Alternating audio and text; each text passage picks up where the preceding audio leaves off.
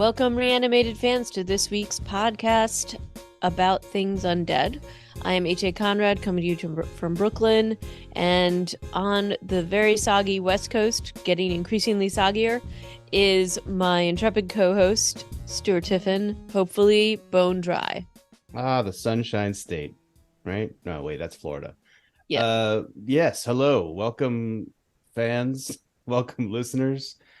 It is actually not raining right now for the first time in probably 72 hours, which is a nice treat. And, I know we get teased about talking about weather, but I do have to say, it is kind of crazy how insane it has been given the dearth of rain the past couple of years, right?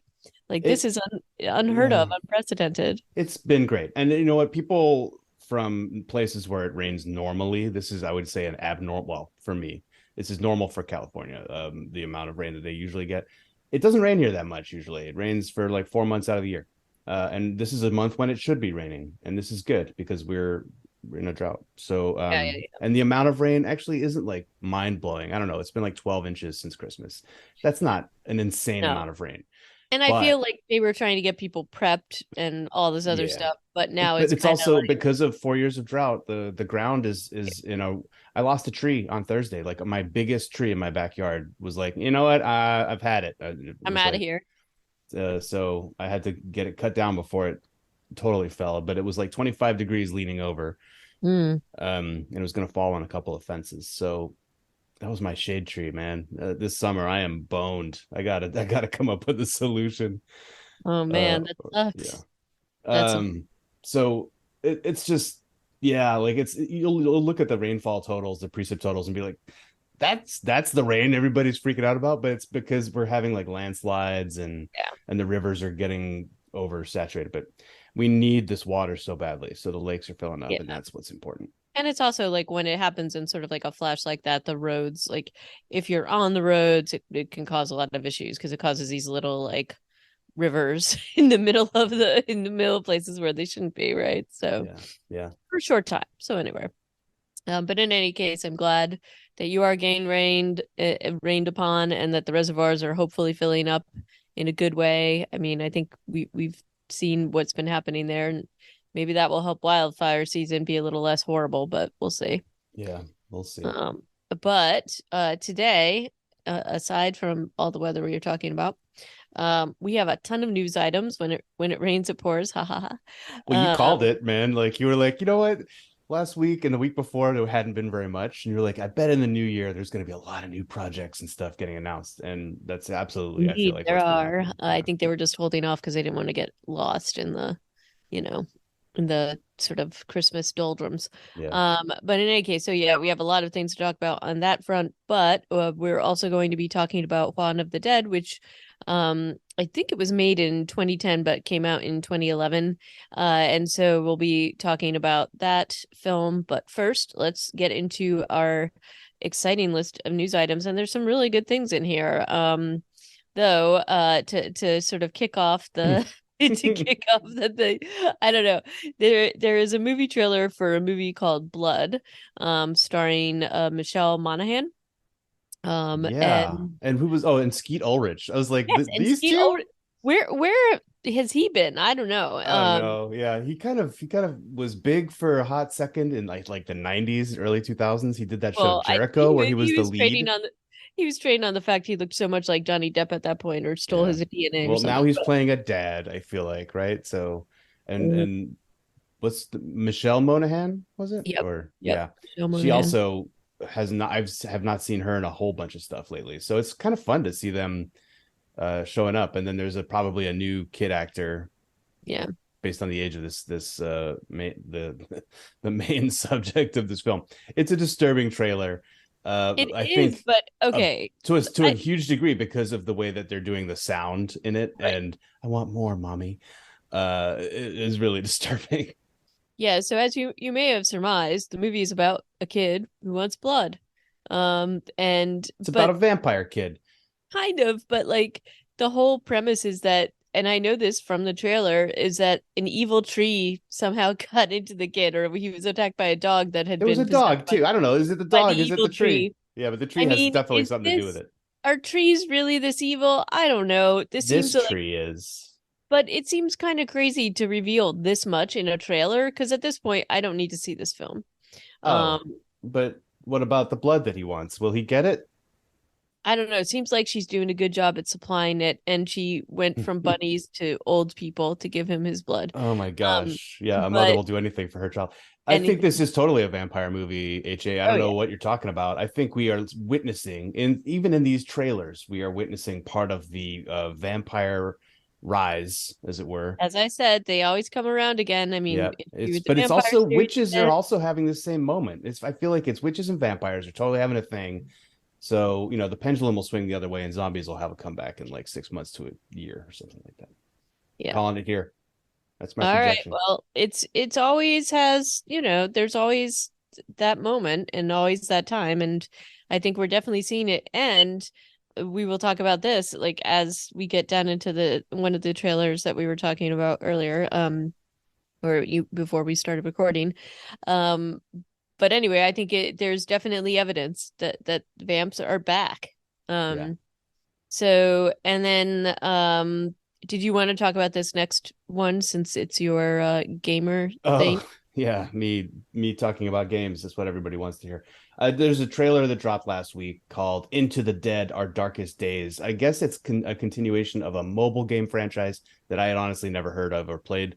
The trailer looks pretty cool, but it is not at all representative of the gameplay. This is going to be a side scroller, but I do think atmospherically it still has it's pretty interesting looking if you watch the gameplay. This trailer is pretty atmospheric and disturbing just in and of itself. Mm. It looks really So good though. yeah, it's just that that's not the game. And No, that's this just is a what they big do to get frustration. the. This is a huge frustration with video game trailers is Mhm. people showing you. And another example of this is the Day Before trailer, which people are saying, and we've talked about that game before. It's like a Yeah, yeah, open yeah. world MMO, which people are saying is actually like fake or it's not showing actual gameplay. It purports to, but it doesn't. That game's coming out in March. I think we're gonna really have to wait and see if it's going to do what it says it's doing. But yeah, the Day Before aside, Into the Dead: Our Darkest Days. Check out the trailer. It's on YouTube.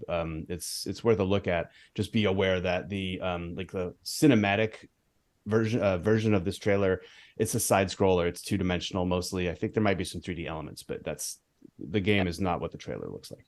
Right. And next up is what I was alluding to earlier. There is a trailer for Renfield, which is out in April of this year and starring Nicholas Hoult and Nick Cage of all people. Nick Cage And looking a lot like Bela Lugosi somehow, yeah, or yeah, Christopher Lee. I don't know. He's like channeling some different he's looking people. a little Christopher Lee to me. Yeah. And maybe a little bit of Bela Lugosi, but more Christopher Lee. But this looked like a really fun, honestly, kind of a fun trailer at this point. And I know you have not forgiven him for Warm Bodies, but he seemed to be pretty doing all right in this. He was playing the notes, he was doing the walking the line. Also Definitely. starring in this film, which I was very excited to see, was Aquafina. Yep. Always happy to see her. Yeah, and you know what? He did earn a lot of points for Mad Max. This guy Nicholas Hoult. He's Yep. British. Is he English? I thought he was American. Yeah, he's British and he's also in I mean, I remember I think the first thing I ever saw him in was About a Boy. Oh, And was he then the of boy in course, About a Boy? yeah. How about that? And then he was also in X-Men, right? He played Yes, blue guy, Beast or Beast. Yeah, something like that. Yeah, I think this looks fun, and vampires, but yeah. also under the with the backdrop of the support group, very funny. A lot of good jokes. Hopefully, that's not all of them.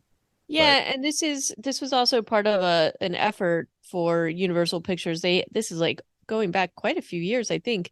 But they had said that they wanted to reboot sort of like classic monster films. So like and properties specifically Dracula and the Mummy and all that kind of thing. So I think that this is supposed to be part of that.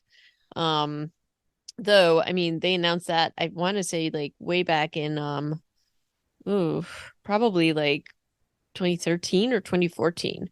I don't So remember hearing about this. So they're talking about like Monster from the Dark Black Lagoon kind of stuff, or yeah, those kinds of things. And I mean, they probably have the IP for those things so they can use those characters.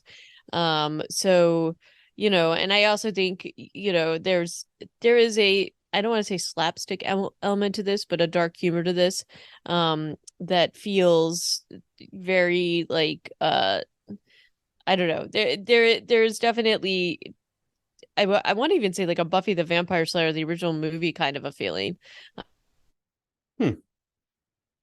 kind of atmosphere. So we'll have to see. I mean, I don't think you can take Nick Cage seriously as he's, you know, as he's hovering over this group. But maybe I'm wrong. Maybe I'm wrong. We'll Um, see. I mean, if it depends which Nick Cage shows up, right? yeah. So anyway, um, I think it's gonna be I'm gonna look forward to seeing it. Hopefully they aren't cherry picking this film with the, for the trailer, but with the best parts, but Yeah. definitely I'm gonna check it out. Well, they only showed a few different scenes, so that suggests that they are keeping some of the good stuff. But Yep. it depends. We'll see. Renfield, check it out. Trailers on YouTube. Yeah. Speaking of things that you're excited to see, HA, are you excited to see Evil Dead Rise? No, I am not. I kind of like with the series that just came out, and you and I watched a little bit of it, and it just, I don't know. I just like, this trailer was so disgusting. And I don't know that I can do it. And it's got, how I feel about The Exorcist, and it's got a lot of those elements in it. And let me just say there's some spine cracking and weirdness going on here that I just can't, and Some the scalp crab walking, removal. scalp There's removal, all that kind of thing. And I'm like, I don't know that I need to see this. Although if I'm being honest, I probably will. Um a friend of mine is really into these kinds of movies, so I may see it with her. I also want to point out, the Renfield movie is only being released in theaters for now, so they're being very specific about that. Although I don't know, have that's you? I feel I've like that's noticed, becoming more common, isn't it? I mean, but I've been it'll noticing with a lot of these, it's like they say that, but then they're actually released to streaming pretty quickly. I Um, think that has gotten shorter. It went from like six yeah, to 8 months to like 3 to 4, but it's you know yeah, I think they know that people still aren't going to the movies, so they can still right. get $25 a rental from Amazon for a month or two, Right. But or I'm from still other gonna, channels. So I'll probably see Renfield in the theater, and then maybe Evil Dead. But I don't know. What did you think about this trailer? it's terrifying. Yeah, it's a kind of horror that I don't subscribe to entirely. No, me neither. It's going for the gross out and the jump scare, and those are fun and great in their own way. But this didn't have any sense of light or delight in it. Not that all horror needs to. That's kind of weird to even say, but I'm not always signed up for something that's just gonna like bludgeon me with dark stuff all the time. So that's all. I just want to see a little more nuance, I think. All right. One other thing, we have a couple other things on this list. Eric Kane from Forbes had written up a summary of like the worst TV on in 2022. This guy is not an ideal critic. I think he comes across very negative. And part of criticism is liking stuff. You Yep. have to like stuff. His list of the worst 8 shows, I think it was 8 shows of 2022, has The Walking Dead Prime final season. He's like, this was a garbage, season. It was terrible. Commonwealth was boring. We were not, like all thumbs up on that entire season, but I think we liked it overall. And then Yeah. Fear the Walking Dead he has as the worst, like number Yeah. one, the worst show. So I'm glad that we skipped the latest Well, episodes. and he specifically mentions the things that we found very frustrating before we stopped reviewing it, just about the whole the what do you do after you like set Yeah, off like a yeah. an atomic So bomb. you've nuked your whole show. Where do you Right. go from here? Like, Where do you go from there? And there's like the places that are miraculously unscathed. Like, how does that work out? And so, anyway, there were some things on here that I definitely agreed with, and I don't necessarily subscribe to all the things he was saying about the Walking Dead, the original series, but part of that is because I think, I think that they had to set things up and their hands were tied in a certain way, or not tied, but like the challenges that they dealt with just due to COVID and all those other things and the shooting schedules.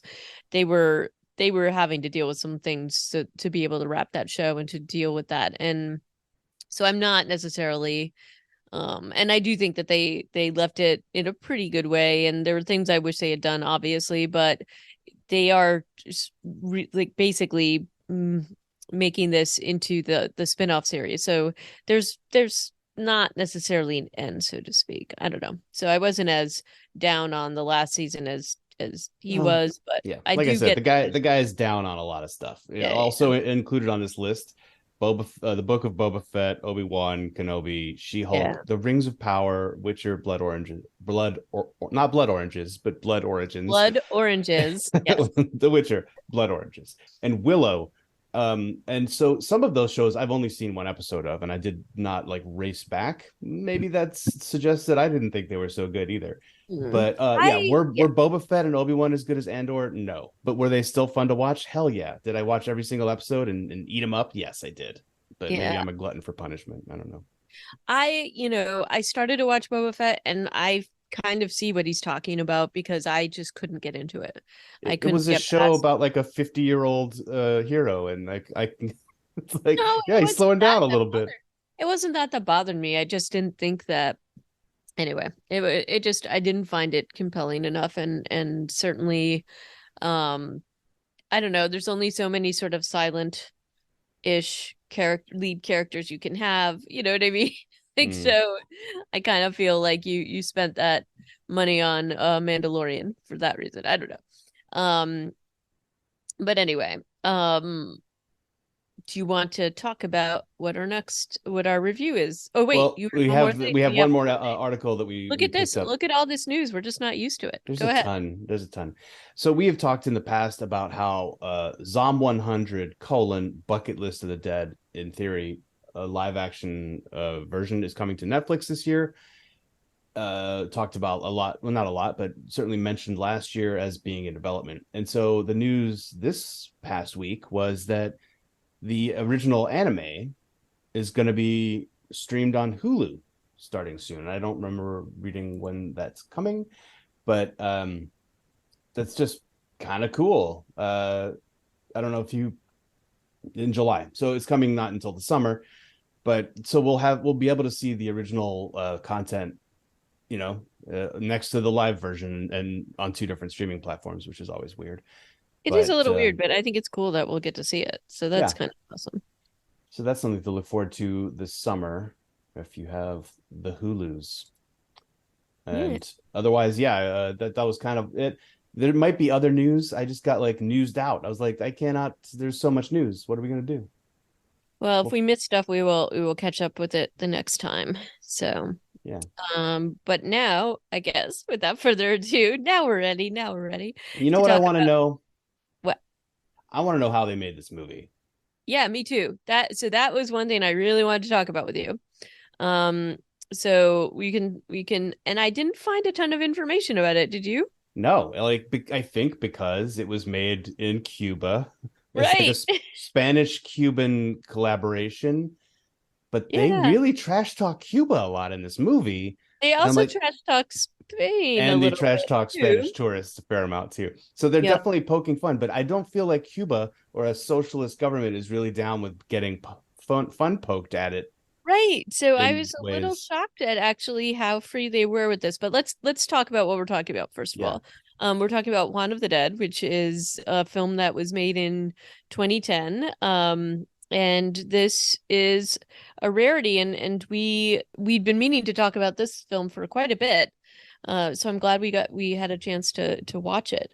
yeah, So this is really a satirical, um, dark humor zombie film made in Cuba. But there was a lot of commentary about just the Cuban political life, and I just there is just like I don't know, I couldn't even find out how much it was to make this. no. So No, but it was supported by wasn't it supported by a Cuban like artistic whatever? Like it's Yeah, no, it's definitely, I yeah. mean, it was absolutely um definitely like supported, and there was like, but it's almost like they don't want people to know how it was made, which is, I guess, makes sense. I don't know. Yeah, yeah, it might be harder to report those kinds of things in a country It that didn't, I mean, I do have the box office. It didn't do so well. I mean, it's, but it still has a little bit of a culty following. So at least when it was released,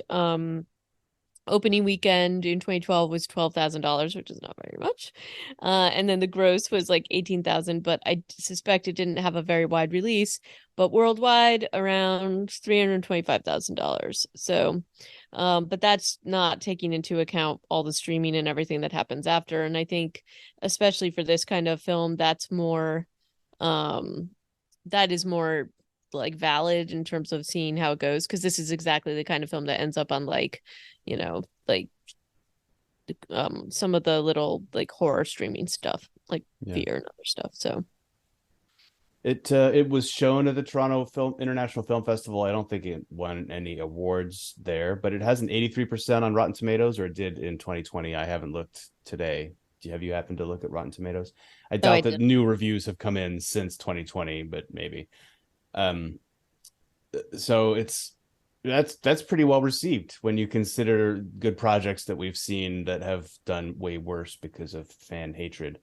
Um, this is an international production, as we mentioned. It's got Spanish and Cuban elements. Probably maybe some Spanish money went into it. Definitely a couple of Spanish actors. Mostly, I think that it's Cuban actors though, and Yeah. it's almost entirely in Spanish, as you might imagine, with subtitles. If you I rented it on Google Play. I don't know how you saw it. I rented it on Apple There TV. we go. Um, And the subtitles were baked in for you, right? yeah, which is annoying, but what are you gonna do? And then I will say that the director Alejandro, is it Bugues? Yeah, I He don't know. basically said that his favorite movie growing up was Evil Dead. So that's sort of kind of funny given the Rise of Evil Dead trailer that just came out. And so, he very specifically said he was trying to give sort of an everyday, or at least have it be in line with sort of the everyday life of Cubans, which I think he really tried to do. And, you know, there is something very specific about this, which is, they're kind of used to getting um information just around the sort of the general news and being skeptical of it, or just kind of taking it in and moving along as if nothing has happened. And there's a lot of lines in this film that are specifically addressing that, um which are also somewhat comedic and things like that. There's a um lot of comedy or attempts at comedy in this film. Basically, the entire film. right. There's only a few moments of like seriousness. Um, so like death is just a punchline. Like death of humans is a punchline, and I guess it was in Shaun of the Dead often, or more somewhat too. But I feel like it's very blasé in this film. Right. And I don't know if you saw the Q&A that he gave, I think this was probably before the Toronto Film Festival or part of it, but basically said that if you're Cuban, you get a lot more of it, but he was trying to not let the commentary get in the way of the comedy, basically. And so you're going to get more of it if you know the situation there, or you have some idea of it, but you also can get a bit of it if you're not a part of this. So Yeah, I definitely got that sense that I was missing a fair amount of context. Even his little speech that he gives twice, once at the beginning and once at the end. I did not bother to uh, look up what the special period is, but he talks about it like it was a time of um, people eating cats. He talks about that on the raft, and then again at the end, he's like, "I survived Mariel." I assume that's his ex-wife. The special period was an extended period of economic crisis in Cuba that began in yeah. '91 because of the dissolution of the Soviet Union. That makes so much sense. I just didn't know what that name meant, but so it was a really tough time of like 10 years or so in Cuba when they lost a lot of their economic support from the USSR. So he says, I survived Mariel, I survived Angola, I survived the special period and the thing that came after, which I don't know what that's supposed to be, Yeah. but that feels like a very Cuban sort of. Yeah, like yeah, we don't know what that means, but um, he's I don't know. There's definitely, and they talk about those things a few times too. So it's an ongoing thing.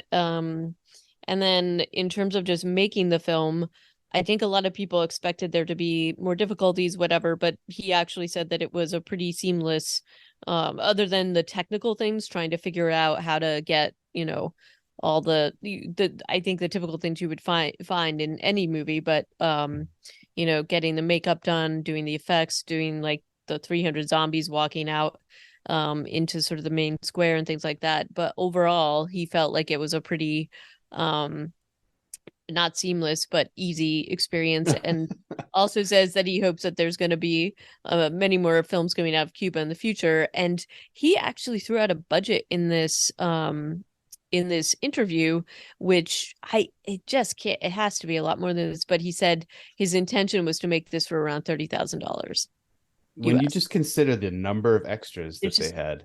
right, like that's insane. And so I think it had to be a lot more than that, and it had to be bankrolled by somebody, but we're obviously not getting that I information. mean, even just our ensemble is like what, 6 or 8 people. Then you consider all the people that they speak to who have speaking roles. I mean, And there's a granted, lot. this there's There's a a lot. There's like dozens more, and then on just add to that all the people who were on camera, either in zombie makeup or not. Mhm. There are hundreds of, maybe 1,000. There are so many people on this in this film, and then all the there's a lot of special effects too. I mean, it's not like high quality CG, but in fact, it's, you can tell, you can see that it is, but it still is a value add, I would say, to then rather than trying to do it all through practical effects. Yeah. No, do you disagree? No, no, no. I think that's right. And I don't know. As you know, I'm a huge fan of people bootstrapping these kinds of films and, figuring out how to make it. I do like to know. I mean, I'm just generally curious about all of this because I think movie making is an interesting thing, and especially now. So I just wanted to know all the details, and I don't think we're gonna get that, but what are you gonna do? Yeah, I was very curious as I watched this, and as you know, as the Vladdy California would say something else like completely what I would consider to be like blasphemy in Cuba, Yeah. or when No. the bus drives into the Revolution o Muerte sign, like just Mm-hmm. and explodes. You're just like, okay, I guess it's Muerte that they're going with. Yeah. Um, There was so many things that I did not I was really curious about how they got this made, but you oh, know. it got past the state censors. Yeah, yeah, because I felt like somebody had to be monitoring this, and if he wasn't having that many issues, he obviously had to be doing this in um Secret. yeah, or it with permission of somebody, right? So I don't know. But in any case, um I thought that the cast was really great. And there, especially like even the beginning scene and sort of the way that the characters take things in, it did feel a lot like very Shaun of the Dead in terms of I don't want to say nonchalant, but just they take things in stride because they're used to dealing with adversity all the time. Right. So Yeah. it's That's more not at all like Shaun of the Dead, right? In yeah, that respect, it was more like things have always been kind of tough, and this yep, is just one step tougher. Like yep, constantly, they're looking out through his like telescope or looking over the edge of the rooftop, and they're just going like, looks like the same as it was before, and it's yep, like zombies in the streets. yep. Um, which I think there obviously there's a commentary not only about like life is tough in Cuba, but also like just a bunch of stupid tourists wandering around now, but now they're zombies, kind of stuff. Yeah, Um, and yeah, figuring out how to make that work for them. So I thought that was kind of a cool thing. yeah. So Just that. we've got there's like the moral story about Juan himself. Hmm. Is interesting against all this backdrop too. Like it's kind of a career criminal, or I don't know like what the equivalent of this is. He's just like been doing nothing but Kind also of. like running scams, I guess, and hustling. And apparently he's a crazy womanizer. Yeah. I don't Um, know what he gets out of that in terms of, but other than just his lifestyle. yeah, And his he's little buddy Lazaro, mhm, who who should never also, hold a harpoon gun. yeah, and both of them have very complicated relationships with their kids. Right. Lazaro's kid, California, or whatever they want to call him.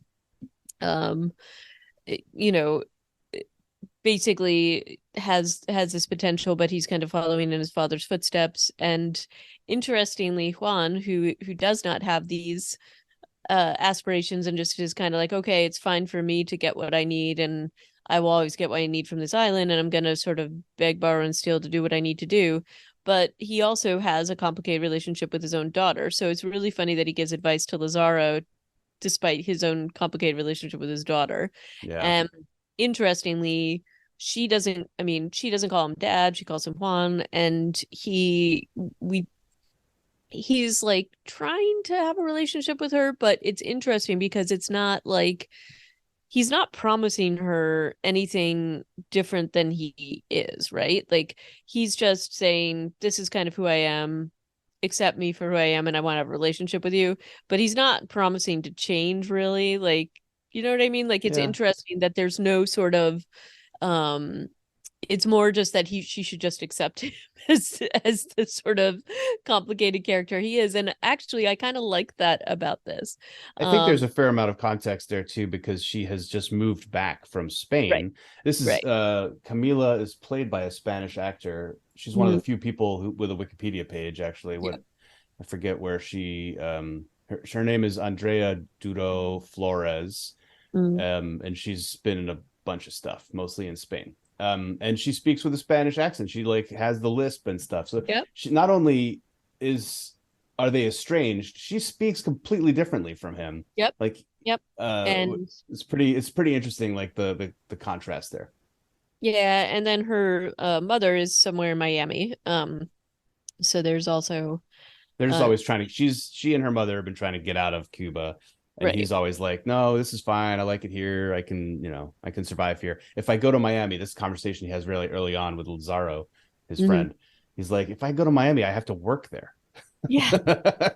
Which I thought was, it's just such like an alien sort of thing to say, but it makes a lot of sense, I suppose, in the context of. But what's kind of funny though is that he does work in Cuba, even though he's saying that he doesn't. He does, even though it's like these kind of weird, shady things.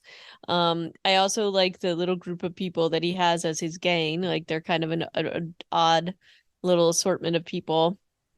Um, Very, yeah, mixed bag.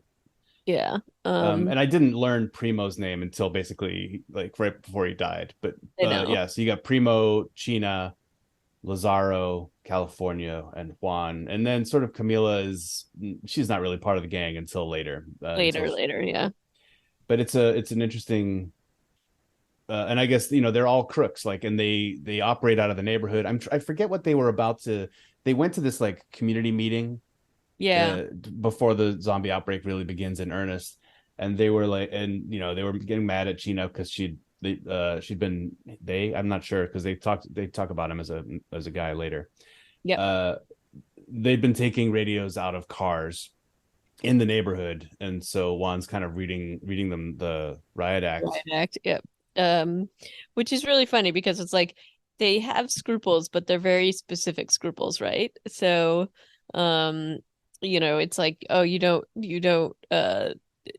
mess with our own neighborhood because, you know, it's you don't want to draw too much attention or whatever. And then they're actually happy about the distraction of the zombies because it's like now people won't concentrate on the radio. So there's a very funny Yeah. way that they process this news. And then there's also the sort of explanation that the government gives and that everybody gives in a tongue-in-cheek commentary about the fact that these are dissidents or whatever. Oh, it's um all blamed on the US, which I yeah, appreciated, it's but all I love blamed. that they're calling zombies dissidents the entire film. Like, that is terrific.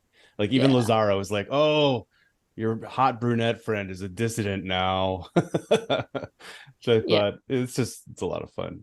Yeah, and then they are capitalizing upon this chaos. And, as this little gang kind of figures out what they're going to do, not only are they providing, it's almost like they become the zombie Ghostbusters Yeah. in the meantime. But this And is like part of this immoral stuff that Camila really, doesn't respect about Juan, is that he's going to try and make a buck from the zombie right, apocalypse. And they're all like, California is robbing tourist zombies of their cameras. right, After the outbreak is well and underway, um, which yeah, so they're always just trying to grift, and that's kind of their only mode. And then yeah, most of the film, I guess the major chunk of the film is when they've set up this little organization, the One of the Dead, we will kill your beloveds. How can we help you? There's their right. slogan, something along those lines. Right. And then they have like a lot of running commentary about how things haven't really changed.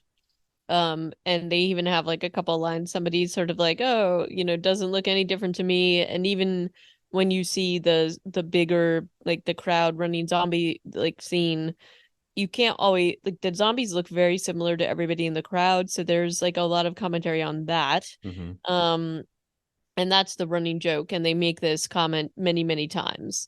And so it's a really interesting, um I don't know, like a really interesting commentary or theme throughout the film that I think, again, I'm very curious how they got this made. But I don't know.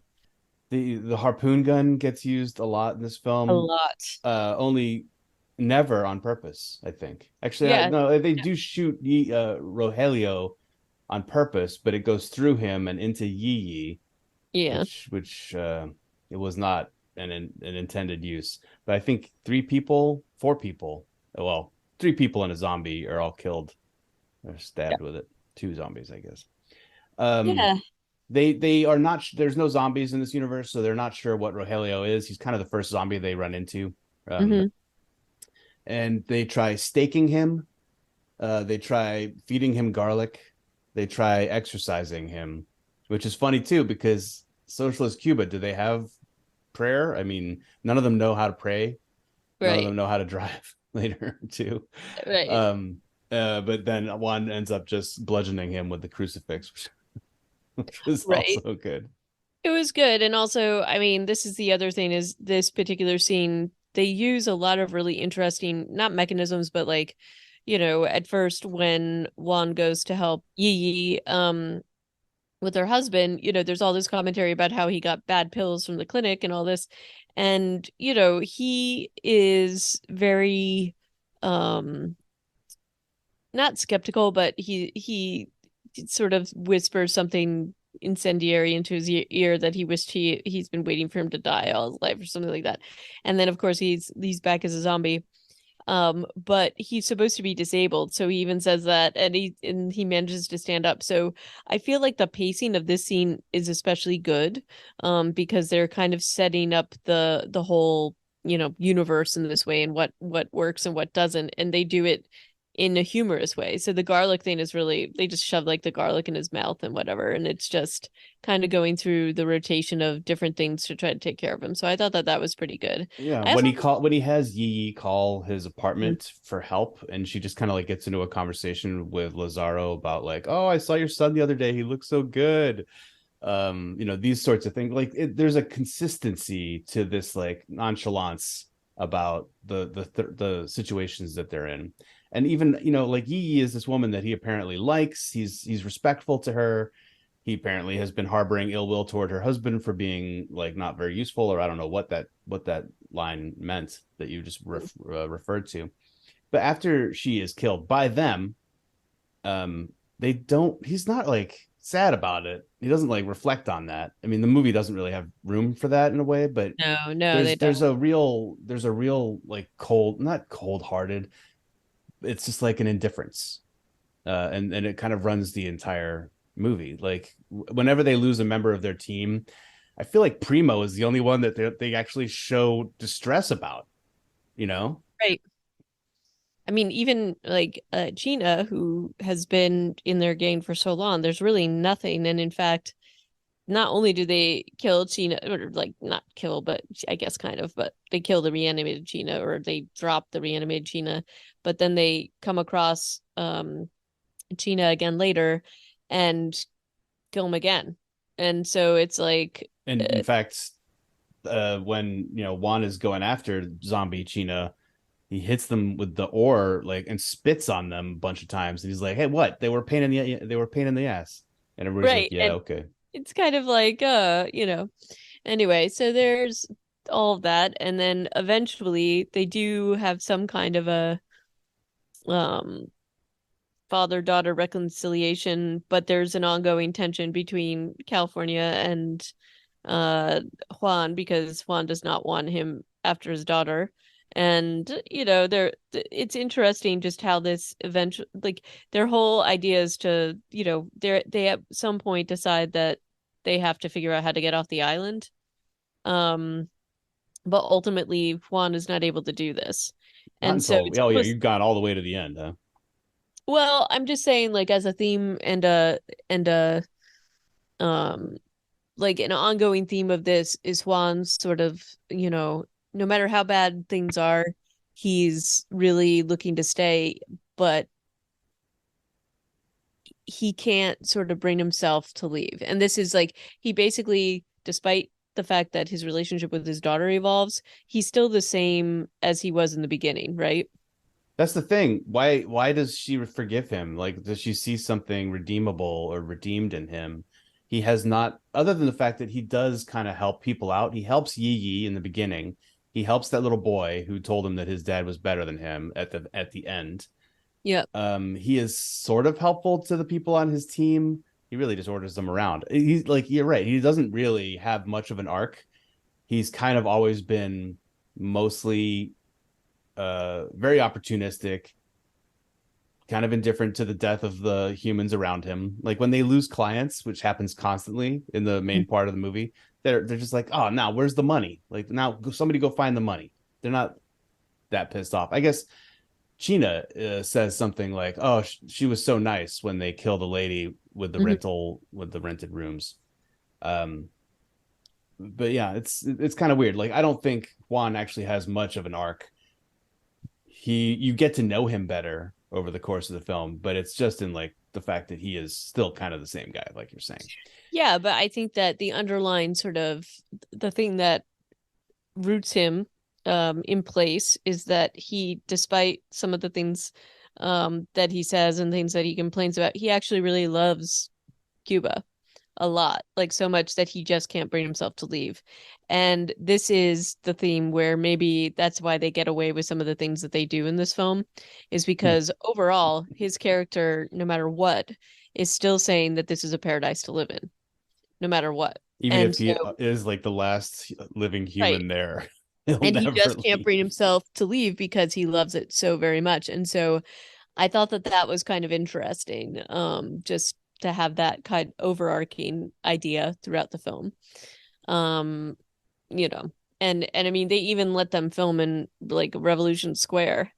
Yeah, So like I like so anyway, so I just found that to be very, very interesting. And like, so he does care about a couple people. He saves that boy. Maybe that's the thing that brings his daughter over in the end.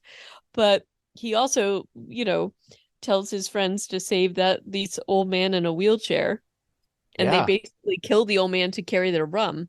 there, And yeah. so, there's also, counter intuitive things that he does throughout the film. Well, he doesn't do any. It's Lazaro and maybe It California is, but who but does the he worst doesn't. stuff. Like Lazaro murders this guy Nenny. He already beat up Nenny once because Nenny apparently owes him money. I mean, Juan He did but point him out he to him, and kills it was like, multiple "Hey, doesn't people. that guy owe you money?" But yeah, Lazaro, Nenny is alive. They are some of the last living people in Havana, as far as we can tell. And when Lazaro sees him, he chases him down and kills him with a machete for like, and then he's just like, "Yeah, what? He owed me money." I don't know. It's kind of insane. Yep. But yes, they Oh. do kill a lot of people, but usually by accident, except for that guy in the wheelchair. That was also kind of insane. Yeah. He's also trying to kill a teacher with a motorcycle helmet on just before that scene with Nenny. Yeah. I think because he couldn't tell if he was a zombie or not. He's constantly accidentally hurting humans or killing humans. Camilla at one point is looking out over the roof and saying, "I think they're all zombies now. That's it." And so Lazaro's like, "Well, I'm gonna hit that one with a rock," and he throws a rock, and it hits a person who's like, "Ow!" And then zombies are on the person. Like it was like this was part of that like indifference and humor to the film. If you can put aside the fact that they're making jokes about killing people. Yeah. Um, What do you think of the dance scene? with Gina, Yeah, I thought it was, silly but fun. it And that was very Shaun of the Dead to me, right? that was Like, very Shaun of the Dead. And I mean, um, I don't know. I thought it was fun and in line with sort of the theme. And again, I think that one of the things the director talked about was trying to get the tone right and sort of balance out the seriousness with the dark humor, with the gore, with the commentary. And I think this was one of those things that kind of broke up some of the more serious pieces, right? So, I mean, the big serious thing that has happened here is that Gina has died, and they make this into like probably like a very like slapsticky kind of a scene. That's, I think, a good indicator of some of the things that they tried to do to balance those things out. The horror of the fact that Gina, this person that he's now known for like so many years, and you know instead you're going to have this very silly death dance on the roof. It's actually a little Adam's Family-esque too, if you think about it. Just looking at the humor and the darkness here. Um, so I yeah, don't know. that What did you think of the don't. effects? The effects Yeah. were mostly fine. Like I said, you could kind of see that they were effects, obviously. Um, like when China is falling off the roof, they're just kind of like doggy paddling in the air and getting smaller on the screen. Yeah. It's not like they were actually, it wasn't as bad as Christian Serrato's falling off that drain pipe in the last episode of No. Walking Dead and falling onto a black Yeah. deflatable bag that you could see. So I guess sometimes CG is better than practical effects True. if it's a certain kind of film.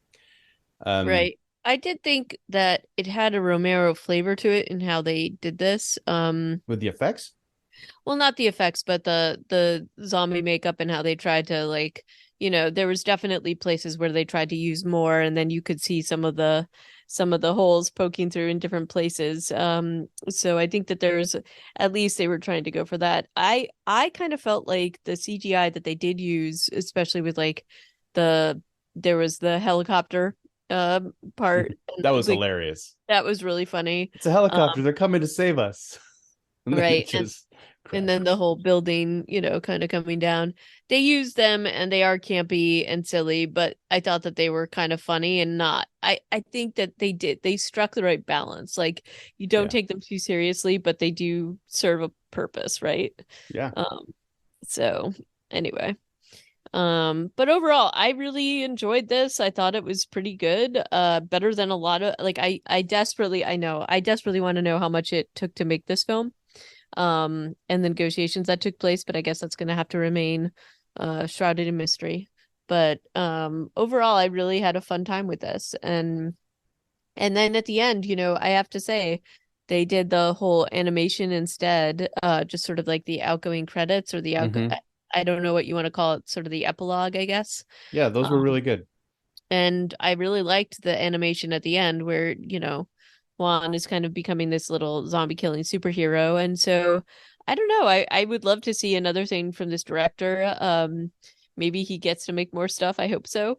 But this was to me, it was thoroughly enjoyable. And I honestly wish maybe it is getting more of a platform in the streaming services, but I feel like it should have gotten a little bit more play. But maybe we were just out of the loop on this one. Maybe it did more than we thought, but that box office is not great. So, Yeah. He This guy has done 8 films, with one coming out called The Inheritance. Um, he's actually Are they all Argentinian. are they all filmed in Cuba? Do you know? He's Argentinian, so I don't know that they would be. He also did a director stint on From Dusk Till Dawn, the series. Oh, well, So that I makes wonder sense. if he hooked up with Robert Rodriguez. Hmm. He's done almost all horror, it looks like, too. Well, anyway, I enjoyed this. I'd like to see more from him. I thought this was a lot of fun. So any other thoughts on this? No, I just like I would like to rewatch this and catalog all of the political statements that they're making. And like there's a really funny one toward the end of the movie when there's a government PSA that goes out that's like, we have successfully beaten back the Americans. Yeah, it's It is still safe like to go they're back about your business. Everything is fine. And then you look, the camera pans across the city that's just completely on fire. Uh, so like it was just nonstop. If it wasn't like Juan and Lazaro and their antics, it was this backdrop of kind of hilarious Cuba, I guess. It was a fun movie to watch. I absolutely enjoyed it, and I would yeah, I would definitely see another thing like this. We're not 100% sure what we're going to do next. It might be a couple weeks break before Last of Us, hopefully with a special guest, podcast host guest who never knows how to sign off. Or maybe we'll have a look at Mayfair Witch's first episode, since we were so enamored with the interview with the vampire. Maybe we should lower our expectations, but have a look at how that show's coming together. So either way, hopefully you can join us for those. And if yeah. you want to let us know what you thought of Juan of the Dead or any of this news that's dropped this week, give us a holler. We are on email. We are on email at reanimatedpodcast@gmail.com. And you can find all of our episodes at reanimated.podbean.com. Indeed. So until next time, ciao. Alrighty. Thanks for listening. And viva la Victoria siempre. No, hasta la Victoria siempre. And viva Cuba or something like that. Anyway, thanks for listening, and bye-bye.